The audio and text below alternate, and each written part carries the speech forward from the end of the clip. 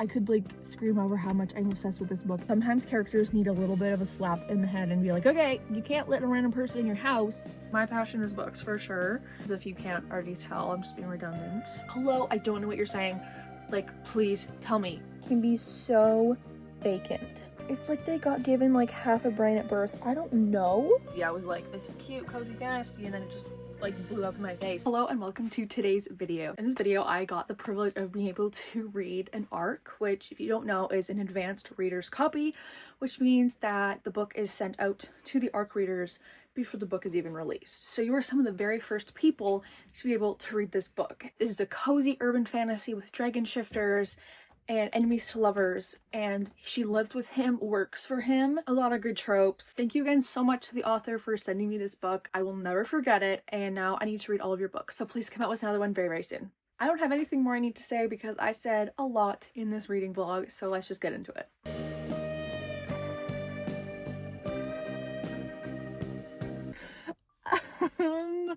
That's the best angle I can get. I'm sorry. I could like scream over how much I'm obsessed with this book. It is so good. It is unlike anything I've ever read before, even like in general and in the fantasy genre. It's so good. Basically, our main character's name is Cammy, and she is a dragon shifter, which I have never read a book with a dragon shifter. I'm like, okay, how does this work? Basically, she works at this bookshop, and to have enough magic to be able to shift into a dragon, to be able to have her powers, I guess we'll call them, they have to have this thing called a hoard, whereas like they collect things that they're passionate about. So of course, in this book, she is obsessed with books. She has a little pet dragon, which is so cute. It's like her little sidekick. It's the cutest thing, and it reminds me of my dog Holly, which, you know, she goes everywhere with me, and this dragon does too. It's so cute. She loves wearing cardigans, fuzzy sweaters. She doesn't like to dress up, and it's just like, you are pulling quotes from my mind right now. So the book starts where she is working at this bookshop, and this man comes in who, I don't know what his deal is yet, where he's gotten this exorbitant amount of money, but basically he throws around $1 million like it's a $1 bill that he can just throw. Like literally, he throws money. He throws money. You want some money? Here, have some money. Like I don't know where he gets all this wealth. He lives in like a castle, and this is urban fantasy, which I don't think I've read before. So it's like, I think it's like present day. They have phones, they have fancy cars. It's just so funny to be reading a fantasy book and then one of the characters just pulls out his phone and starts scrolling.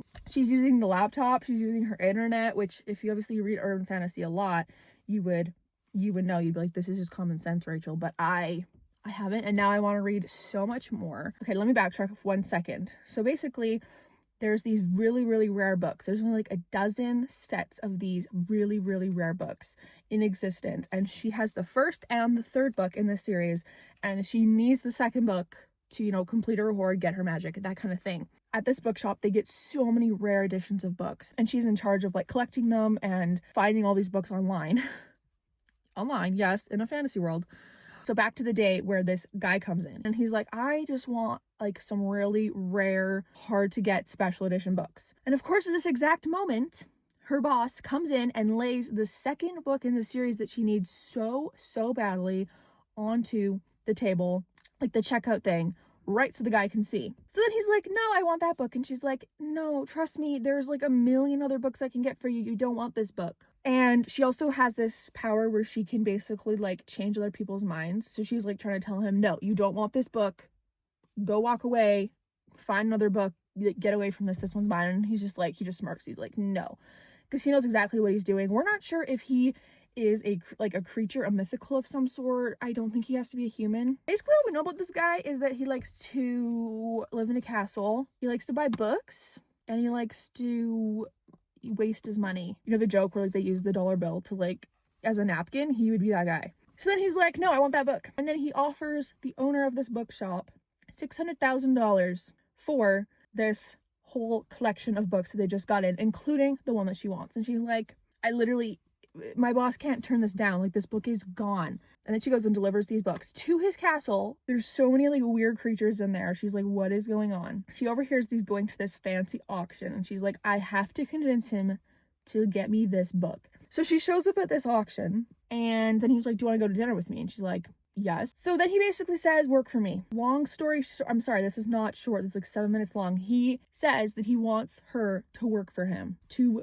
buy specialty books for him, which is like her dream job, and he wants her to live with him in this fancy castle. She gets a bodyguard at some point, and it's like, what is this man doing and why does he need a bodyguard? It's kind of scary, you know? Like, she comes home from an event and then there's just this bodyguard at her door like, yeah, I gotta stay with you for the night. And it's like, I don't know you, but okay. Which again, sometimes characters need a little bit of a slap in the head and be like, okay, you can't let a random person in your house.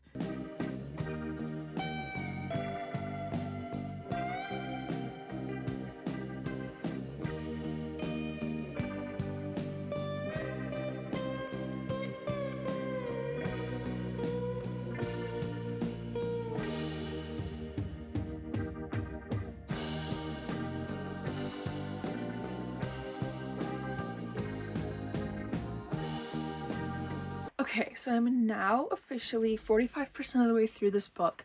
It is like flying by. I'm on page 146 and I am enjoying it so much. I think I'm just gonna go through some of the quotes that I highlighted and my thoughts on them because I've had a lot of thoughts and I'm just having so much fun highlighting and making little notes. I love that feature that Kindle has. I will never get over how amazing having a Kindle is. I'm so excited too for the day that I will eventually get one of the color soft ones. I think that'd be so cool to actually be able to see color, but obviously I'm not going to do that until like this Kindle is not working for me anymore, because unlike the main character in this book, I don't feel like just throwing all my money around.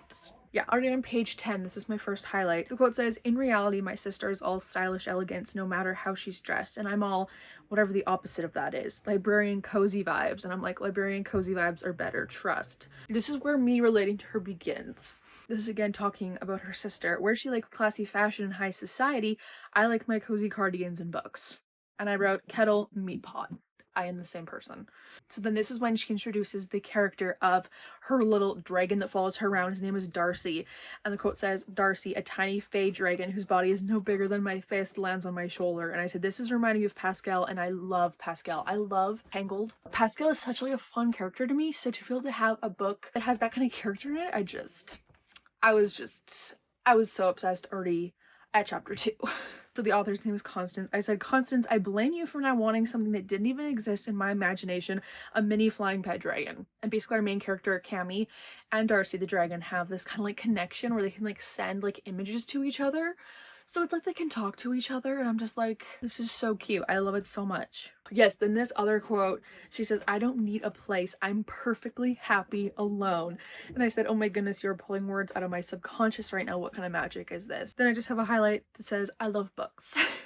Nothing more needs to be said. Yeah, and I said, if I was a dragon, books would be in my heart too. My passion is books for sure. As if you can't already tell, I'm just being redundant. The quote is, "Fancy waiters walk around with hors d'oeuvres for the guests who mingle with each other like a scene out of a billionaire romance story." And I'm like, and I said, isn't that exactly the story you're living in right now? Because like they always act like, or they'll say like, I'm not in a romance book. This isn't a romance story. And I'm like, yes, it is. Yes, it is. We all know it is. Also, which human decided that's how we were going to spell hors d'oeuvres? I'm horrible at spelling, and it looks like I just attempted to spell that. To me, this looks wrong. Okay, this was at the fancy auction they were at. It says, "Nick looks me over before he turns his gaze on the vampires behind me. There's something dangerous, frightening even, that I haven't seen in him in our previous interactions." And my note is, please say touch her and die now. Because that is a very popular trope and I have not read it enough. That would fit in perfectly right now, but also that'd be a little overbearing, so I'm kind of okay he didn't. Okay, last one for now because I have so many, but I will just do this for now. Okay, so the quote is, "We go up not one but two stories," which has my legs burning because I'm a very unfit dragon. And I said, same, I would look like a 40-year-old guy who eats Cheetos all day on the couch because I am not a fit person and that would tire me out. I'm really needing to know who Nick is, what his deal is. And I really do like books like this. And sometimes it irritates the crap out of me because it's like they'll just keep on mentioning a certain event that happened or something, and it's just like, I don't know what you're talking about. I want to scream it through the book and be like, hello, I don't know what you're saying. Like, please tell me. The mystery is not fun. It's not intriguing. It's just rude.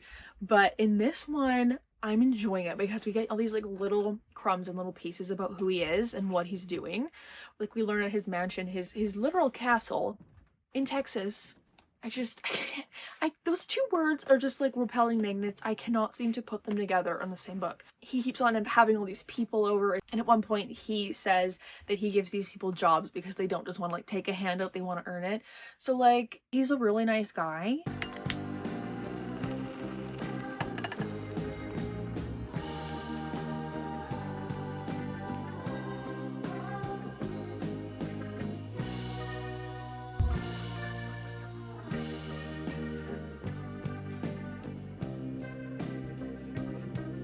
I think she's not quite as cool as Dave is about the whole fake dating thing. She needs reassurance. Okay, so I have continued reading, obviously. That's the point of this video. But basically Nick has like this on and off switch where he'll just be like going through life so happy, like just la-di-da-di-da, and then it's like he finds a switch, he flips it on, and then he's just like angry and he's all brooding, and it's like what is going on with this guy? Basically he's gonna turn the car around, and you already know what he's gonna do. He's gonna put his hand on the headrest, and I said, hey, using the passenger headrest to back up should be illegal since he knows what he's doing, but it's innocent looking enough that he gets away with it. I'm watching you, Nick. No explanation needed. One quote here is just, who is this man? Which is a question that you're asking yourself the entire book. And I said, a hot billionaire that you will fall madly in love with. A hot billionaire that you will fall... Still haven't mastered that whole reading thing. A hot billionaire that you will fall madly in love with and have his billionaire babies. Yeah, there was one point they were having some light banter, and she's like, good to know he doesn't mind light banter between himself and his employees. And I said, I'm a dog begging for scraps, and in this case what I'm craving is banter. I love it in books. Books that have the best banter, just, I love it so much. It wasn't really typical banter, but I was just like, give me more. So basically the event that we're like leading up to in this book is this like gala ball event that they talk about from the very beginning. And she's talking with her uncle, and he's like, oh, I have this guy that I want you to meet, you know, everyone meddling in love affairs, which you know I don't appreciate. She's like, I already have a date. And the minute you hear those words, if you're reading a romance book, and they get themselves into this huge pickle by saying, yeah, I have a relationship, and they actually don't, so then they have to go to obviously the main love interest. Oh yeah, this was also funny. I related to her so much when she said this. It said, my mind points out my old house and my propensity for a quiet night in with tea instead of anything resembling a social life. Me. Okay, maybe I am a little bit of a spinster, but I don't want to be, and there's nothing wrong with a quiet private life. Me. And I said, add 60 years and a bunch of cats and I'll be the epitome of spinster as well. Yeah, and then at one point, she's like realizing there is something with this guy that is dangerous. What am I doing here? And I'm like, you belong better in a thriller. Usually it's those type of people that are in a thriller and are living with these terrible people or being with these people, and then they have these thoughts, maybe they aren't upright people, but no, I'm still just gonna hang around them. We'll just find out what happens. You gonna find out what happens? Like, no, you should say, okay, bye. Okay, they started describing this library that our main character Nick has. And it says, as some of the orders I made for Nick come in, I get to spend more time in his library, and what a library it is. It's huge with winding stairs leading up to a second level and rolling ladders on every wall. I want that. That is amazing. If our main female character doesn't, you know, like her job anymore, I'd be happy to step in for a few days. This part was so cool. It says, there are so many books I could spend my life reading in here and still not finish before I die, and that's taking into account my longer than human lifespan. And I put life as a dragon, 1 point, life as a human, 0. Because that is such an added bonus. It is making me want to find every single urban fantasy known to man and read it.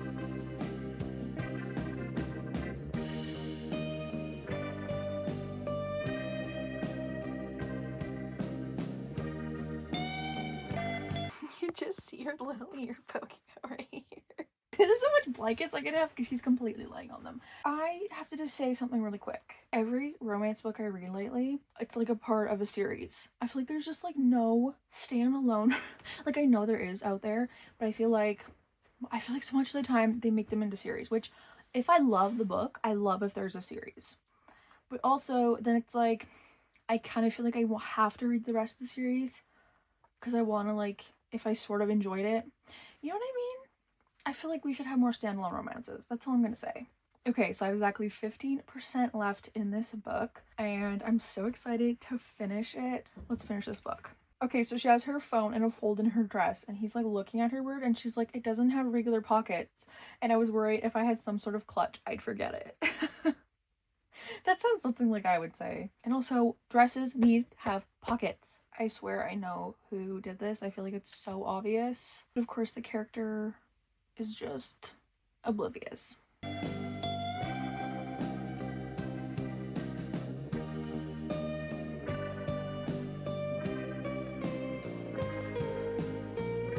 I just picked up the camera. I didn't think what I was gonna say.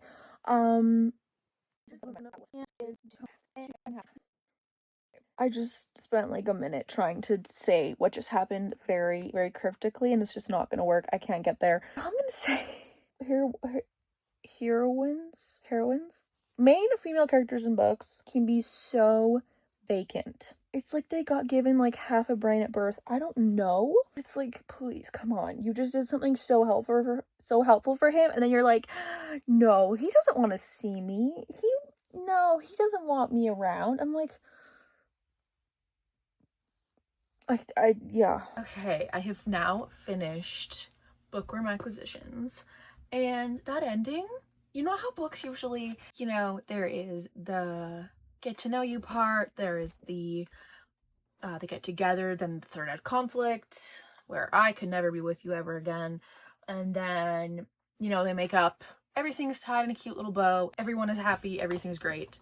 That's not this ending. I don't want to like give away anything. I'm just gonna say that it kind of leaves it a little bit open-ended of like what's gonna happen. I thought that the rest of the books in the series were gonna be based on different characters in this world, but now I'm wondering if it's more about them too. I honestly don't know, and I'm really, really intrigued to know what happens next. I need to know. I need to keep reading, but this is the only one that's out. It's literally the point of this book was reading books before they were released. This book literally was released like, I don't know, 2 weeks ago. So I'm gonna be waiting for a while, but I will wait because I need to know. I loved it so much. It was so nice and so different to read something that was just not the typical, blueprint of what I was just saying. And I highly, highly recommend it. I loved the characters. I found myself relating to her so much, and there was just like so much like intrigue to the book, like at the end it went kind of crazy. I was like, this is cute cozy fantasy, and then it just like blew up in my face, and I'm like, wow, okay, did not see that happening, but I really did enjoy it. My one little like critique is, I feel like those judges on Dancing with the Stars, I've just started watching that, and I feel like they're always like, everything's great except. The literal like one complaint I have with this book is that kind of in the middle, the pacing kind of, I felt like got really slow, because like obviously she ends up working for him, and then kind of between that point and then the gala that they were working towards, I feel like there wasn't a lot happening. This is going to be one book that I always recommend. It's going to be in a lot of like reels and stuff, and especially if people want to know fantasy books, I'm really happy to have a new one to be able to recommend to them. But yes, Bookworm Acquisitions, you are a favorite. If you want to check this book out, it is on Kindle Unlimited, or you can buy it on Kindle or paperback. I did receive a free copy of this book, but all of my reviews and thoughts were all completely mine, and I was definitely not required to make this video. So this is just me and my thoughts, completely honest. Thank you so much for watching. I hope you enjoyed it. If you did, you could always give it a like, and if you want to see more, you could always subscribe. But I will see you next time. Bye.